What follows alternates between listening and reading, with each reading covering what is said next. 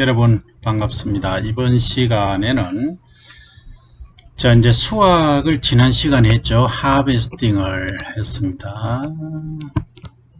하베스팅 하는 방법이 다양하게 있었습니다. 그죠? 자, 여기 보시면 이렇게 여러가지 방법으로 히스토리칼리도 했고 조중만생 품종군에 따라서도 했습니다. 자, 그러면 우리가 이제 수확을 하고 어떻게 그 이후로 관리를 할 것인가, 그걸 이제 수확 후 관리 이렇게 말합니다. 그러면 사실은 이 부분은, 자, 그럼 가마니에 우리가 또는 마대에 이렇게 곡물을 수확을 했다, 이렇게 이만큼 채웠다, 그죠? 그러면 여기서 이제 끝나느냐 아니더라, 어떻게 하느냐. 일단 수분이 여기 이제 24% 정도 되겠죠? 달고 딱 하고 나면, 그러면 이거 우리가 이제 소비자가 소비를 할 때 15 내지 6%의 수분을 유지해야 되더라, 그죠? 요게 밥맛이 가장 좋더라. 그런데 15 내지 16%. 그런데 이것을 그냥 이 상태로 마대에 보관했다가는 전부 썩어버리겠죠, 그죠? 곰팡이 피고 문제가 된다. 그래서 뭐가 있다? 이 저온 저장고가 있다. 우리가 이제 소비하기 직전까지는 이 저온 저장고에 있어야 됩니다. 그러면 10도씨 내외가 되겠죠. 자, 그러면 이 저온에서는 이 24% 수분에서는 안 됩니다. 안 되고, 요걸 16% 정도까지 낮춰야 된다는 거죠. 건조, 소위 드라잉 과정이 필요하다는 거죠. 그러면 이것을 어디서 하느냐 하는데, 이제 옛날에는 이렇게 논에서 말리고, 또 이렇게 이제 이렇게 도가에 걸어서 합니다. 주로 이제 지금 일본에 가면은 이런 장면들을 아직도 볼 수가 있어요. 일본이 선진국이라 하더만 뭐 아직도 이런 거 하냐고 이렇게 이제 얘기할 학생들이 있을 수 있는데, 그게 아니고, 자, 이렇게 옛날에 세워서 말리는 거하고 이렇게 이제 세워죠. 이렇게 거꾸로 이렇게 매달는 거예요. 그 이삭이 요렇게 있고 배 메뚜기 위로 와 있는 거예요. 그럼 이렇게 차이점이 뭐냐면, 자, 이것은 이제 예를 들어서 그레인, 소위 나달 알맹이가 위에 있고 짚이 아래 있잖아요. 그러면 이게 이제 광합성한, 잎에서 광합성한 것들이 이로 다 가는 게 아니고 역류해서 거꾸로 남은 것들은 아래로 내려옵니다. 아주 재미있는 얘기예요. 그러면 우리가 건조할 때는 이렇게 놓으면 편하잖아요. 편한데 이렇게 뭐 거꾸로 열매가 달리고 나달이고 짚이 이렇게 있겠죠. 그 밑둥이 이렇게 있단 말이죠. 이렇게 걸면은 상당히 불편하고 힘들다는 거죠. 근데 왜 이렇게 힘듦을 감수하고 하느냐? 이게 실제 이제 그 당 함량을 보면은 엄청나게 뭐가 좋더라. 이렇게 걸어놓은 것들이 그레인 쪽에 다 모이더라. 그러니까 밥맛이 아주 좋아요. 특히 우리가 일본어로 이제 스시라고 하잖아요. 이 일본에서 유래됐기 때문에 초밥인데, 이걸 해놓으면 찬밥이에요. 스시는 따신 밥으로 할 수는 없잖아요. 원래 이제 쿠킹해서 이제 밥을 이제 짓는 거죠. 밥을 지어서 뭘 만듭니까? 이제 초밥을 만들어야 되는데 식혀야 돼요. 소위 쿨링, 일정 기간의 쿨링 과정이 필요하다는 거죠.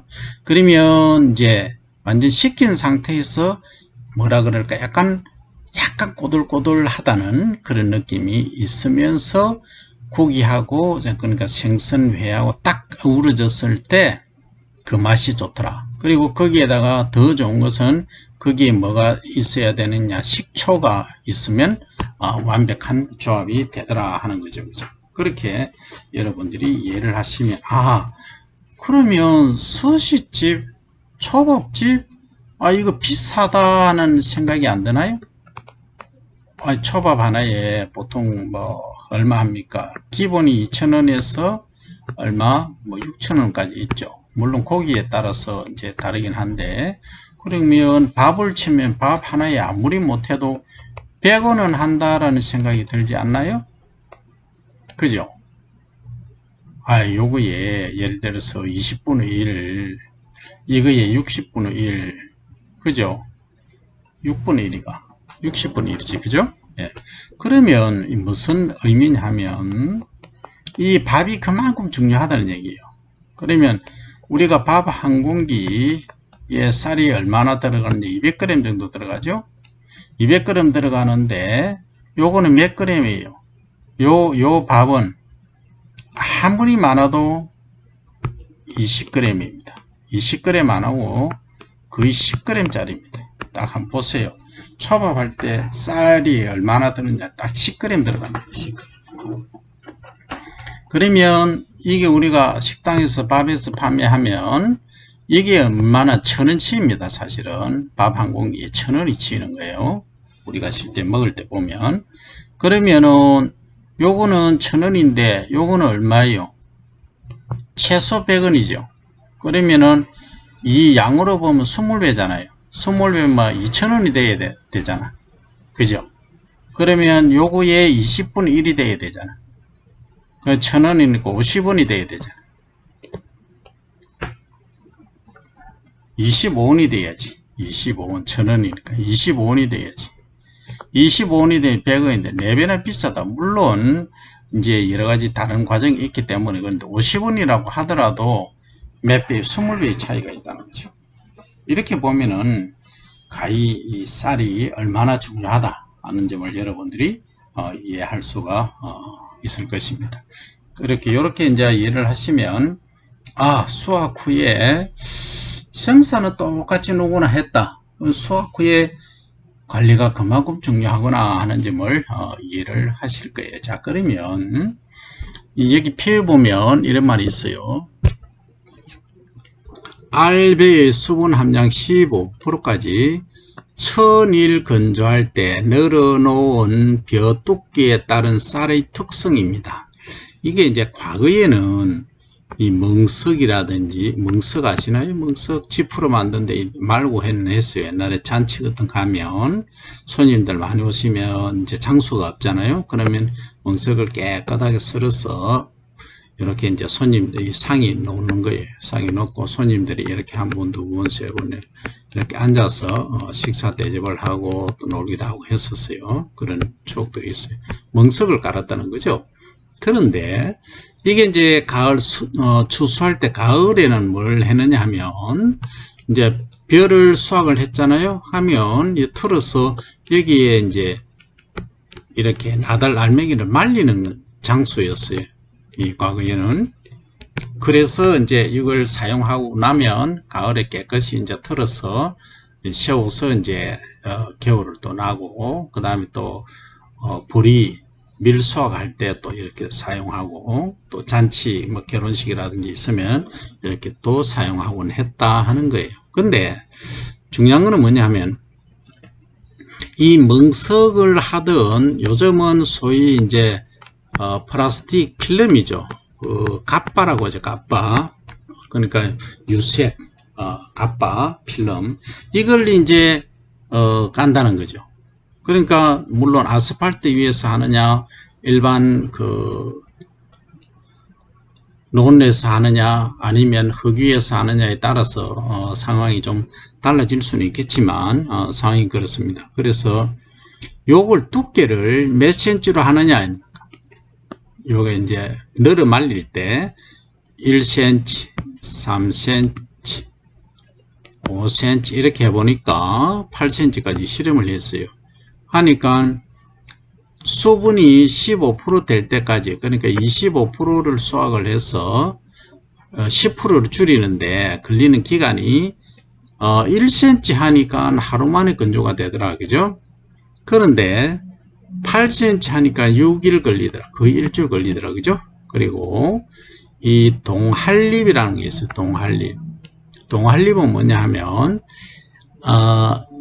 쌀알이 이렇게 있으면 깨지는 거예요. 깨지는 거. 깨지는 게 몇 프로냐? 요게 22%가 깨지더라. 대신에 8cm로 천천히 말리니까 9%밖에 깨진 게 없더라.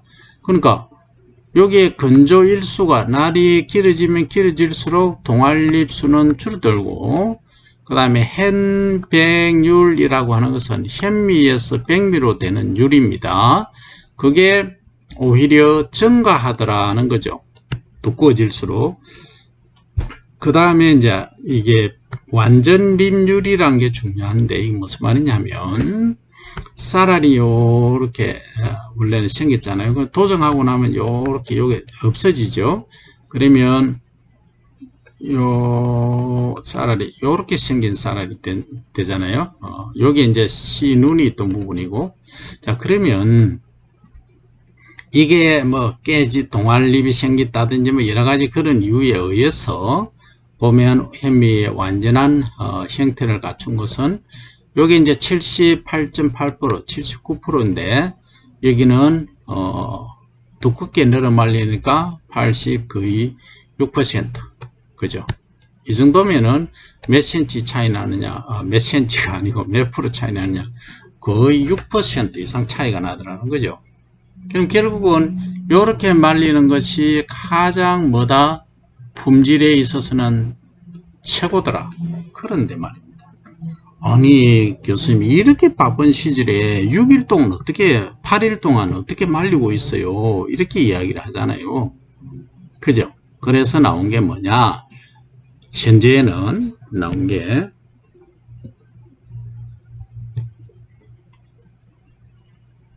최근에는 뭐가 나오느냐 하면은 RPC라는 게 있어요. RPC 한번 생각해 보세요. RPC가 뭐의 약자인지.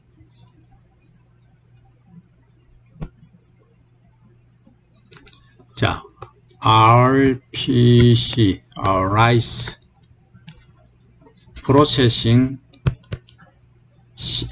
PROCESSING, Complex, PLEX, Rice Processing Complex라고 하는 거죠. 그러니까 이 RPC에서 어떻게 하느냐면 이게 이제 멍석이나 이런데 늘어놓고 말리는 것은 바람이 그냥 산들바람이 불면 부는 것이고 뭐 그렇게 말리지만 여기서는 바람하고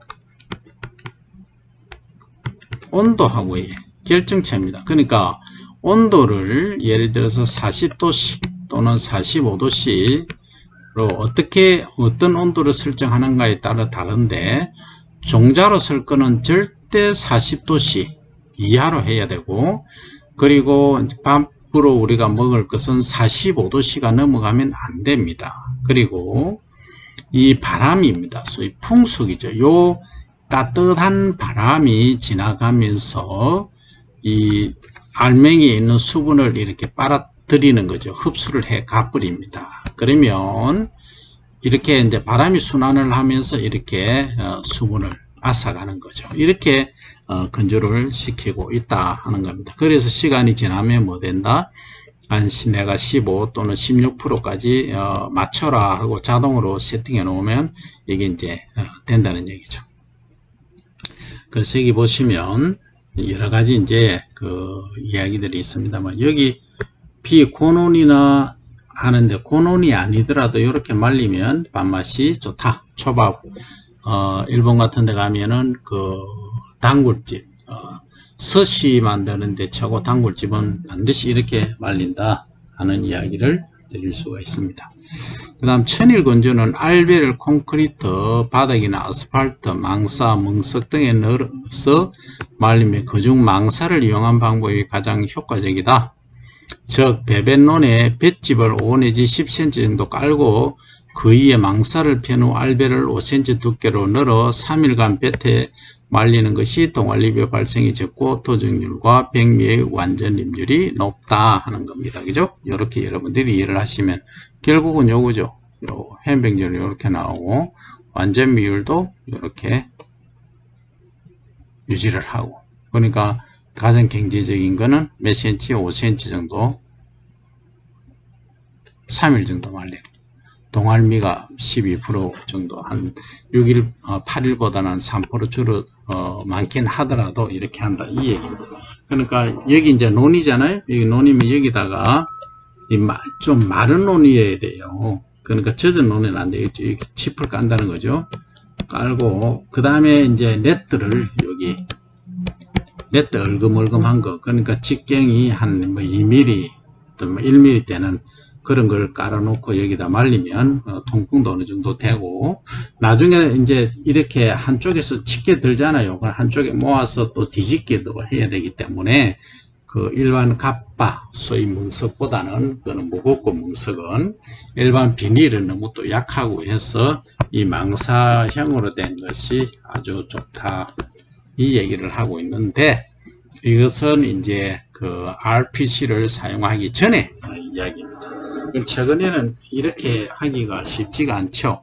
그리고 이제 저 단골집, 밥맛 좋은 쌀, 그리고 또 스시집 이런 데는 이렇게 이제 꼭 비싸게 매입을 하더라도 요구를 하는 데가 있더라. 이런 데는 이렇게 사용을 한다 하는 점을 여러분들이 꼭 기억을 하시기 바랍니다. 그 다음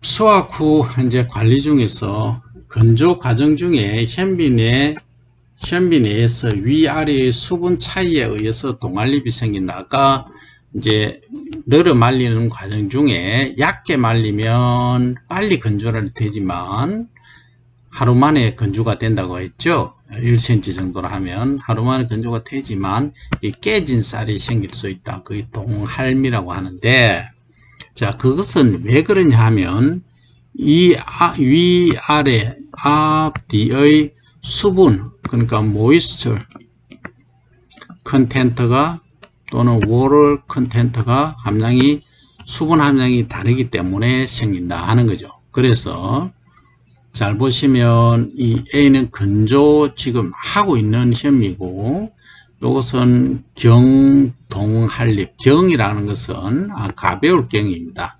아주 가벼운 동알립이 생긴 거고 깨진 거고 금이 간 거고, 중동알립은 중간쯤, 그죠? 그 다음에 전동알립은 완전히 전체에 이렇게 금이 간 거, 이렇게 말한다는 거죠.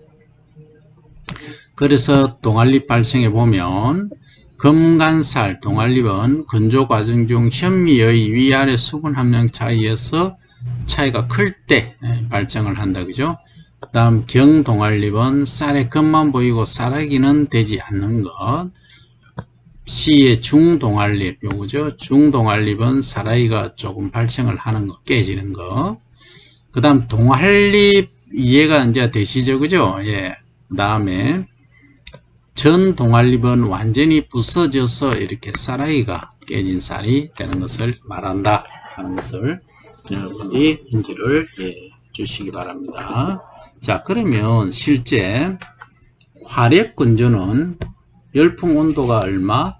45에서 50도씨, 알배 온도는 35도씨가 적당하다 이렇게 이야기를 하고 있어요. 아까 이제 RPC 건조장 건조 장치에 관해서 설명을 했습니다. 그죠? 그래서 50도씨는 지금도 무리수가 많아요. 처음에는 이렇게 50도씨를 하는 거예요. 무슨 얘기냐 하면 이렇게 이제 내가 컨베이를 타고 갑니다. 여기 이제 투입구하면 입구죠. 투입을 하면 이 컨베이를 타고 위로 가면서 이렇게 이제 층별로 이렇게 나눠집니다.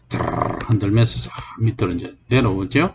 그러면 처음에는 수분이 25% 정도 있으니까 요걸 18이라는데 20% 정도 만들 때까지는 요 온도가 한 50도씨 돼도 관계가 없어요. 관계가 없는데 왜? 아직 수분이 많이 있으니까. 아까 동알미 발생하는 게 수분 차이잖아요.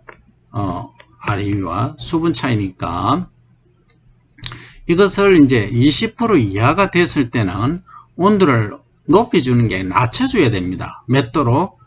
40도씨로 이하로 낮춰주면은 이제 동알미가 덜 생기는 거예요. 이게 이제 테크닉인데 실제 이제 요리 안에 실내의 온도는 이렇고 알벼 자체의 온도는 몇 도가 되느냐면은 35도씨 이하가 된다는 거죠. 이게 잘 이해가 안 됩니까?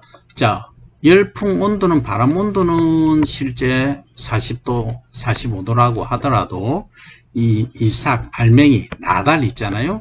나달의 온도는 35도씨 이하가 적당하다, 이 말을 하고 있습니다. 자, 그러면 자, 열풍기 순환식 건조기 RPC에서 하는 걸 보면 순환식 건조기의 열풍 온도에 따른 건조 시간하고 발화율 및 쌀의 특성. 이 발화율은 그럼 왜 하느냐? 다음에 종자, 소위 시드로 다음에 쓰기 위해서는 좀 남겨놔야 되잖아요. 그죠? 그래서 이게 이제 그 종자로 쓸 거는 또 따로 하기도 합니다만, 잘 보시면 자, 열풍 온도가 40에서 55도씨, 즉 이제 5도씨 간격으로 해봤어요. 해보니까 자, 여러분들이 한번 요걸 이제 보는 방법을 아시기 바랍니다. 이제 쭉 한번 모니터링 한번 해보세요. 지금부터. 자, 시간 2분 드릴게요.